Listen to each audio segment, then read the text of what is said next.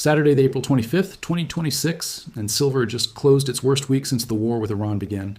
$75.59 is where we ended Friday, down from $80.13 on Monday morning, a $4.54 drop in 4 trading days, 7% gone in 1 week. And every financial headline you read today is telling you the same story. Silver is broken. The inflation hedge failed. The war made it worse, not better. Get out while you can. I bought more at $75.59 on Friday, and I'm going to spend the next 20 minutes showing you the specific data that the mainstream financial media is deliberately not connecting for you. Because when you see these 7 hidden data points together in one place, you are going to understand exactly why $75.59 on Saturday, April 25th, 2026 is not a warning to sell. It is the data signal that serious silver investors have been waiting for since January's all-time high of $121.67. Let me start with the number that every silver bear is ignoring this weekend. The University of Michigan Consumer Sentiment Index released its final April 2026 reading on Friday. It came in at 49.8. That is not a multi-year low. That is not a decade low. That is the lowest reading in the entire recorded history of the survey. Lower than October 2008, when Lehman Brothers collapsed and the global financial system was hours from freezing. Lower than April 2020, when COVID shut down the entire global economy in 2 weeks. Lower than every single reading taken since the University of Michigan began conducting this survey. American consumers are more pessimistic about their economic situation right now on Saturday, April 25th, 2026, than they have been at any measurable point in modern history. And silver is at $75.59. Now here is the hidden connection that nobody in financial media made on Friday. The same survey that produced the all-time low sentiment reading also produced a 1-year inflation expectation of 4.7%. That jumped from 3.8% in March, a 0.9 percentage point increase in 1 month. That is the largest single-month jump in inflation expectations since April 2025's tariff shock. Long-term 5-year inflation expectations hit 3.5%, the highest since October 2025. So American consumers simultaneously believe the economy is the worst it has ever been, and that prices are going to rise faster than at almost any point in recent memory.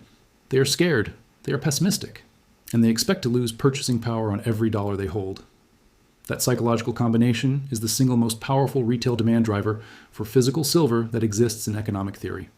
When people expect inflation and distrust the system simultaneously, they convert paper savings into tangible assets, gold, silver, real property.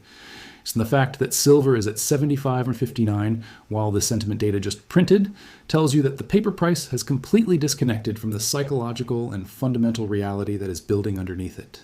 Let me now show you the data that dropped Friday afternoon after markets closed and that most of your friends who hold silver have not processed yet. The Department of Justice announced on Friday that it is ending its criminal investigation into Federal Reserve Chairman Jerome Powell. The probe concerned Powell's testimony to Congress about renovations at the Fed's Washington headquarters. That investigation was the specific legal barrier that Senator Tom Tillis had used to block Kevin Warsh's confirmation vote in the Senate Banking Committee. Tillis explicitly said he would hold up the Warsh confirmation until the DOJ dropped the Powell probe.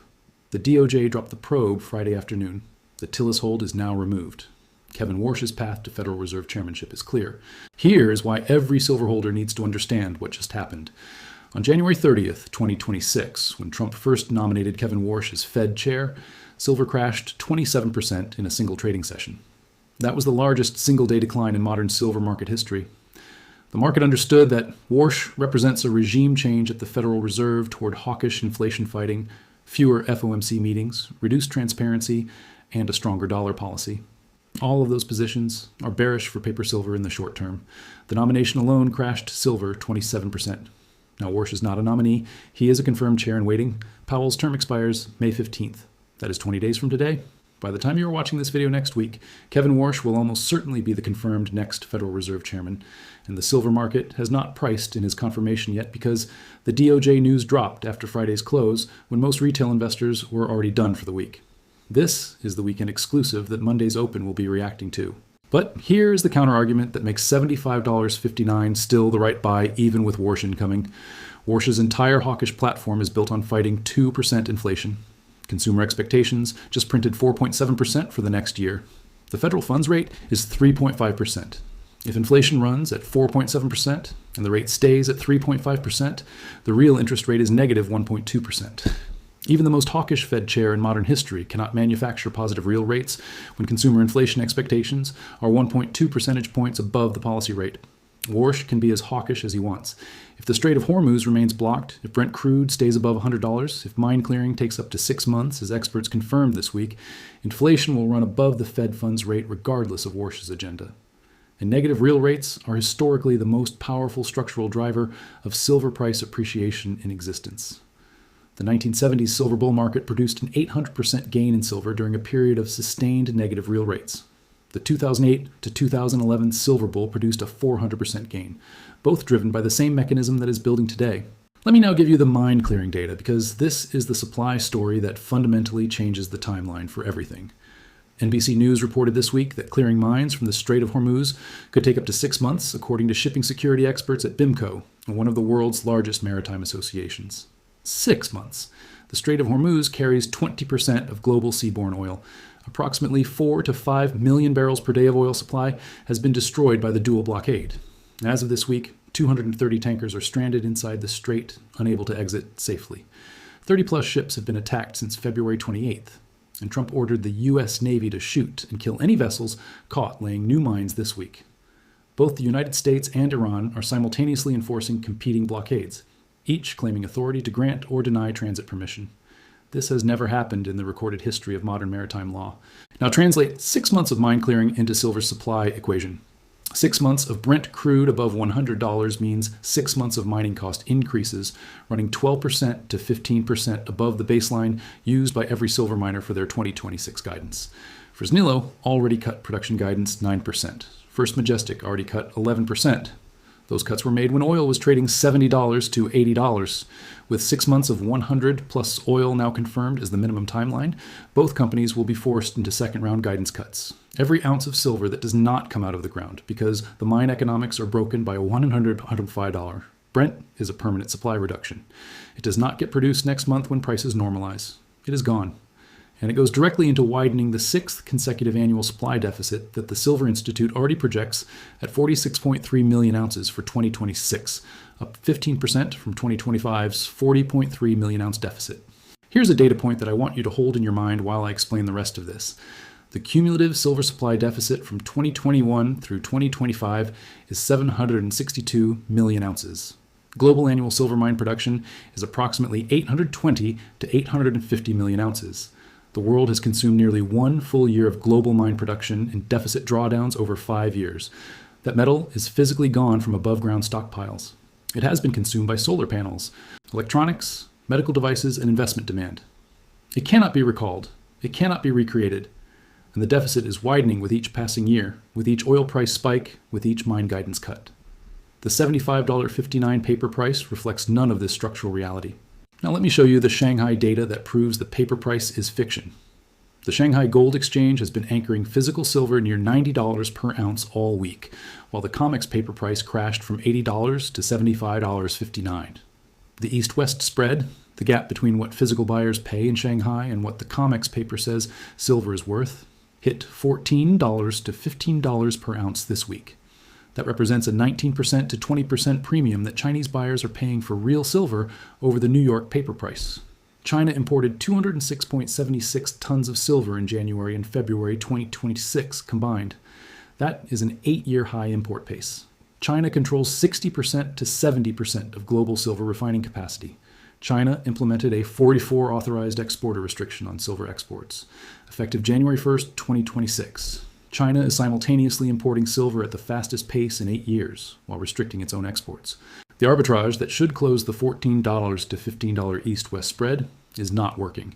Traders cannot buy cheap COMEX paper at $75 and ship physical silver to Shanghai to sell at $90 because the COMEX paper is backed by only 13.2% physical coverage. The registered vault holds 76.9 million ounces against 241.8 million ounces of May paper claims. May 1st notice day is approximately 4 business days away from today. The delivery window opens Monday, and at $75.59 COMEX paper versus $90 Shanghai physical, the arbitrage profit from taking COMEX delivery and selling in Shanghai is approximately $11 to $13 per ounce after shipping costs. That profit opportunity is the most powerful delivery demand signal the COMEX has seen in years. The weak hands sold silver at $75 this week. The strong hands, who understand COMEX delivery mechanics, are standing for physical delivery next week at $75, planning to sell in Shanghai at $90 for a $13 profit per ounce. Let me now explain why the S&P 500 trading near its all-time high of 7,122 on the same day that consumer sentiment hit its all-time low of 49.8 is the most important silver signal of the entire week. These two records, set simultaneously, represent the largest divergence between asset prices and consumer reality in recorded American financial history. The stock market says everything is fine. American consumers say this is the worst it has ever been. These two things cannot both be true for long. Historically, when the gap between market prices and consumer confidence reaches extreme levels, it closes. And it closes from the wrong direction for equities. Consumer confidence leads economic activity by 3 to 6 months. If consumers are this pessimistic, spending contracts in Q2 and Q3 2026, corporate earnings disappoint, the stock market reprices lower, and capital that exits, equities need somewhere to go. In a negative real rate environment with 4.7% inflation expectations, that capital goes into hard assets. The same divergence that looks bearish for silver today because the strong dollar from hawkish Fed policy is suppressing the paper price is the setup for the most significant capital rotation into physical silver since 2020. Now, I want to connect 3 events happening right now this Saturday that most silver investors are not tracking simultaneously. Event 1, Iranian Foreign Minister Abbas Araghchi arrived in Islamabad Friday night. He was received at Noor Khan Air Base by Pakistani FM Ishaq Dar and Field Marshal Asim Munir. White House Press Secretary Caroline Leavitt confirmed that Steve Witkoff and Jared Kushner are flying to Pakistan Saturday morning for talks with the Iranian delegation. A Pakistani official told Al Jazeera there's a high likelihood of a breakthrough. Event 2, Trump gave Iran a 3 to 5 day deadline from April 22nd to engage in negotiations. That deadline expires Sunday, April 26th to Monday, April 27th, tomorrow. Event 3. Israel's defense minister stated Thursday that Israel is prepared to resume war with Iran and is awaiting a green light from the United States. These 3 events are converging on the same 24 to 48-hour window. If Islamabad produces a deal framework, oil crashes below $90, silver gaps up $4 to $8 in Monday's open, and the week's 7% loss gets fully reversed in a single overnight session. If Islamabad fails and Trump's deadline passes without progress, the green light to Israel becomes more likely. If Israel resumes strikes, oil spikes above $110 and Brent potentially approaches $115. Silver would initially crash on the COMEX paper market as the hawkish Fed narrative intensifies. But physical buyers in Shanghai, India, and through the COMEX delivery mechanism would step in at those levels with such force that the paper sell-down becomes the final capitulation before the physical market takes over completely. Here is the Iran internet data that nobody is discussing in the context of silver but should be. Iran's internet connectivity has been running at approximately 2% of normal levels for 55 consecutive days as of this weekend. That is 1,220 hours of near-total communications blackout for a nation of 88 million people. When a government shuts down internet access for 55 days, it is because it is managing severe domestic instability that it cannot allow the outside world to see clearly. The Iranian regime is burning $500 million per day in lost oil revenue from the Hormuz blockade, according to Trump's own Truth Social posts. They cannot export oil. They cannot communicate freely. Carg Island storage is days from being full, which will force well shut-ins and permanent production damage. A regime under that level of financial and informational pressure does not make rational long-term strategic decisions. It takes desperate short-term actions. The 55-day internet blackout is the clearest signal available that Iran's internal situation is more unstable than the diplomatic headlines suggest. And more internal instability means less predictable behavior at the negotiating table in Islamabad, which means higher uncertainty, which means higher oil price risk, which means stronger structural silver fundamentals. Let me now give you the AI CapEx data that is being completely ignored in the silver community this weekend. Microsoft, Alphabet, Amazon, and Meta are collectively spending $670 billion on AI infrastructure capital expenditure in 2026. That is the largest single-year technology infrastructure investment in human history. All 4 companies report earnings next week starting Wednesday. Every data center, every AI compute cluster, every cooling system, every power distribution unit in that $670 billion infrastructure build requires silver-coated connectors, circuit boards, and thermal interface materials. Silver's electrical conductivity is the highest of any element. There is no cost-effective substitute in high-frequency, high-reliability electronics applications. The $670 billion AI capex cycle is a silver demand story that has not appeared in any mainstream precious metals analyst forecast. And it is happening simultaneously with the 6th consecutive annual silver supply deficit. Here's the complete next week calendar because the week of April 27th through May 2nd, 2026 is the most data-dense week in modern silver market history, and you need to understand every event and its specific silver implications. Monday, April 27th, brings the Islamabad outcome and the Trump deadline resolution. This is the binary event that sets the tone for the entire week. Tuesday, April 28th, sees Apple earnings, and the FOMC enters its pre-meeting blackout period, meaning no Fed speakers until after May 7th. Wednesday, April 29th, is the single most important day of the week. The Federal Reserve announces its rate decision at 2 p.m. Eastern. Jerome Powell holds what will be his last press conference ever as Federal Reserve Chairman, given that his term expires May 15th, and Warsh's confirmation is now cleared.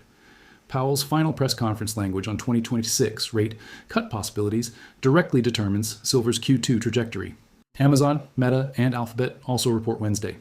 Thursday, April 30th, brings Q1 2026 GDP advance estimate.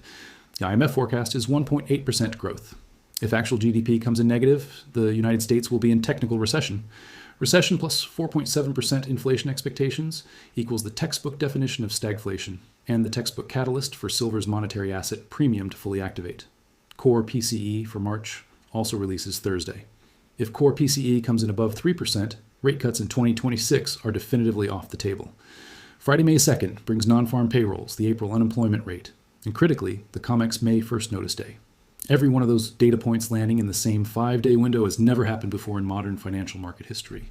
Here is the Lockheed Martin data that nobody in the silver community covered this week but should have. Lockheed Martin reported Q1 2026 earnings and missed. The company's book-to-bill ratio came in at 0.6, which is dramatically below the 1.0 threshold that signals a growing order backlog. A book-to-bill below 1.0 means Lockheed is fulfilling more orders than it is receiving. In an active military conflict involving U.S. forces, that number is counterintuitive and alarming. It signals that despite the war, defense procurement is not accelerating at the pace the market assumed. Lockheed is the world's largest defense contractor and a major consumer of silver in precision electronics, radar systems, missile guidance, and avionics. A 0.6 book-to-bill at Lockheed is a short-term bearish signal for defense-related silver demand, but it also signals that the war has not produced the defense spending surge that would normally accompany active U.S. military engagement. That restraint in defense spending is political, not tactical.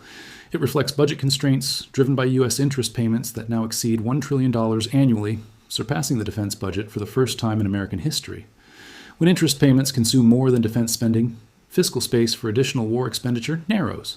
That fiscal constraint ultimately puts pressure on the ceasefire timeline, which shortens the Hormuz disruption, which is the one scenario where silver gets both its supply relief and its monetary catalyst simultaneously. Here's the $344 million data point that directly connects to why physical silver held outside the financial system is more valuable today than it was 1 week ago. The U.S. Treasury this week froze $344 million in Iran-linked cryptocurrency assets. The seizure was confirmed by Treasury Secretary Bessent. When the U.S. government demonstrates the technical capability and legal willingness to freeze and seize cryptocurrency holdings linked to a specific nation-state, it sends a message to every sovereign wealth fund, every family office, and every institutional portfolio manager on Earth. Digital assets are not outside the reach of government seizure. They can be frozen, confiscated, and invalidated by executive action. Physical silver held in your possession cannot be frozen remotely. It cannot be digitally confiscated. It cannot be invalidated by an executive order or a Treasury designation. The $344 million Iran crypto seizure is not just a sanction story. It is the most powerful recent demonstration of why physical silver's counterparty-free ownership structure has value that no digital asset can replicate. Now let me give you the complete picture of what $75.59 actually represents in historical context, because the headline number without context is meaningless. Silver is down 37.9% from its January 29th all-time high of 121.67. It is down 20% from its pre-war level when the Iran conflict began February 28th. Those are the bearish numbers. Here are the numbers the bears are not giving you. Silver is up 129% to 131% year over year, from approximately $29 this time last year. Silver has gained 191.3% over the past 5 years. Silver has nearly tripled over the past decade. And despite all of those extraordinary gains, today's 75 and 59 is still approximately 62% below silver's inflation-adjusted all-time high of $194 to $200 per ounce set in January 1980. The metal that has tripled in a decade and is up 131% year over year is still 62% below its real all-time high. JP Morgan's 2026 average silver price forecast is $81 per ounce, which is 7.2% above today's $75.59 weekly close. CoinCodex's year-end 2026 target is $88.58, which is 17.2% above today's price. Bank of America's bull case target for silver is $300 per ounce, driven by ratio compression and deficit explosion. Every one of those targets is above 75.59. The worst week since the war began. The all-time record low consumer sentiment. The largest monthly jump in inflation expectations since April 2025. The DOJ dropping the Powell probe clearing Warsh's path. 6 months of mine clearing needed in Hormuz. Shanghai paying $14 to $15 above COMEX paper. China importing at an 8-year high pace.